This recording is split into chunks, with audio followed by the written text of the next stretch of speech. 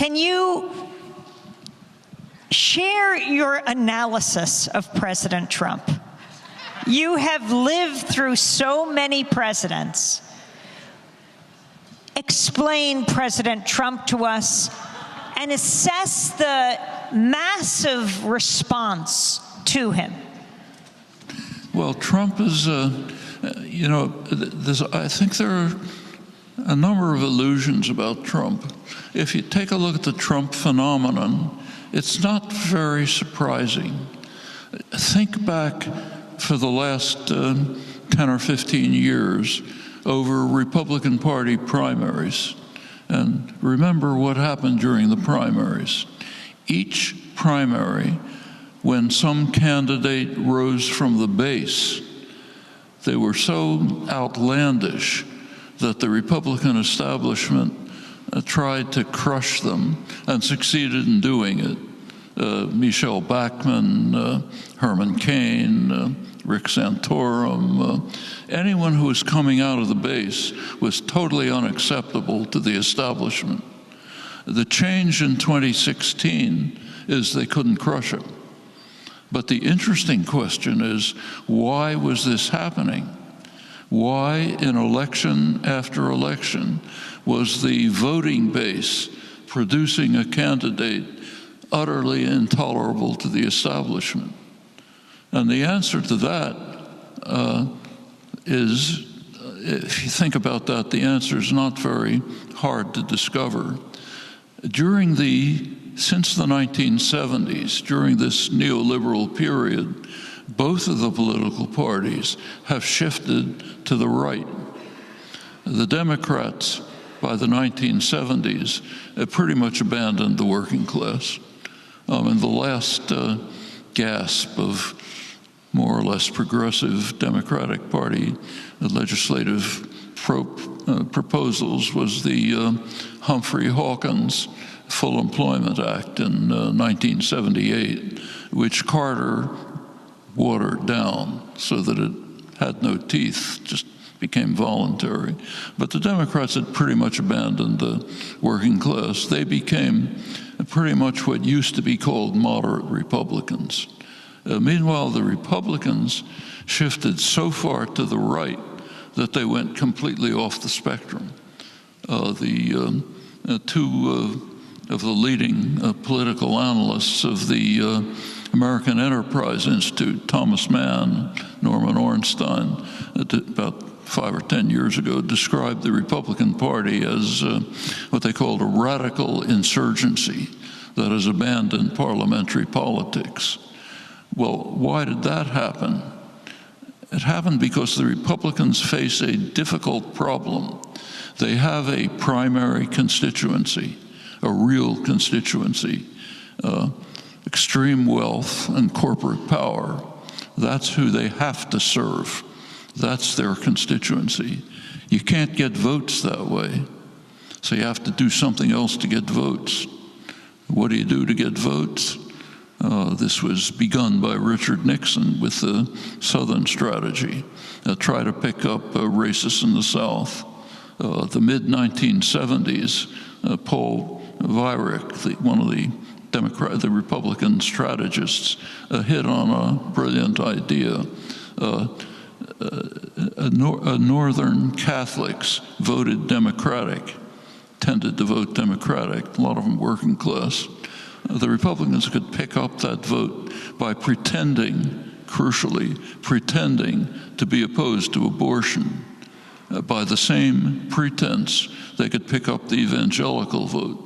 Those are big votes, evangelicals, Northern Catholics. Notice the word pretense. It's crucial. You go back to the 1960s, every leading Republican figure was strongly what we call now pro-choice. The Republican Party position was, that's Ronald Reagan, George H.W. Bush, all the leadership. Their position was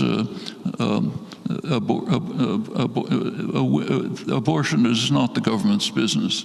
It's a private business. Government has nothing to say about it.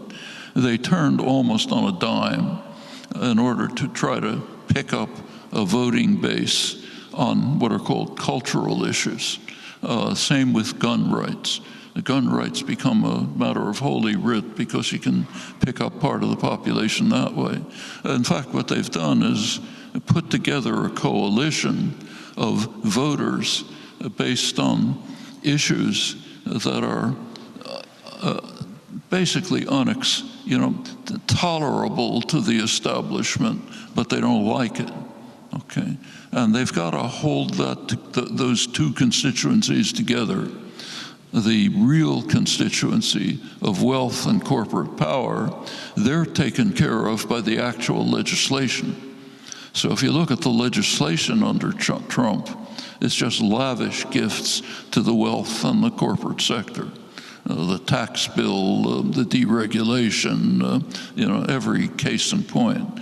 That's kind of the job of Mitch McConnell and Paul Ryan, those guys. They serve the real constituency. Meanwhile, Trump has to maintain the voting constituency with one outrageous position after another that appeals to some sector of the voting base. And he's doing it very skillfully. It's just as a political manipulation, it's skillful. Work for the rich and the powerful, shaft everybody else, but get their votes. It's not an easy trick. And he's carrying it off, and I should say the Democrats are helping him. They are. Take the focus on Russiagate. What's that all about? I mean, it was pretty obvious at the beginning that you're not going to find anything very serious about Russian interference in elections. I mean, for one thing, it's undetectable. I mean, in the 2016 election, the Senate and the House went the same way as the executive, but nobody claims there was Russian interference there. In fact, Russian interference in the election, if it existed, was very slight, much less, say, than interference by, say, Israel. Israel, the prime minister, Netanyahu, goes to Congress, talks to a joint session of Congress without even informing the White House to attack Obama's policies. I mean, that's dramatic interference with elections. Not whatever the Russians tried. It's not going to be anything like that. And in fact, there's no interference in elections that begins to compare with campaign funding. Remember that campaign funding alone gives you a very high prediction of electoral outcome.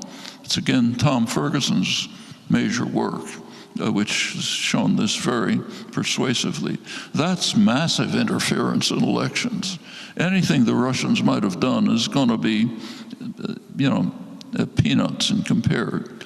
As far as Trump collusion with the Russians, that was never going to amount to anything more than minor corruption. Maybe building a Trump hotel in Red Square or something like that, but nothing of any significance. The Democrats invested everything in this issue. Well, turned out there was nothing much there. They gave Trump a huge gift. In fact, they may have handed him the next election.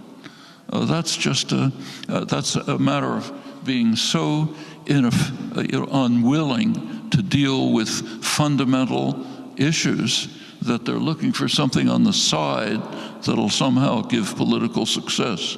The real issues are different things. They're things like climate change, like global warming, like the nuclear posture review, deregulation. These are real issues, but the Democrats aren't going after those. They're looking for something else. The Democratic establishment. I'm not talking about the young cohort that's coming in, which is quite different. All of that has to be shifted significantly if there's going to be a legitimate political opposition to the right-wing drift that's taking place. And it can happen, can definitely happen, but it's going to take work.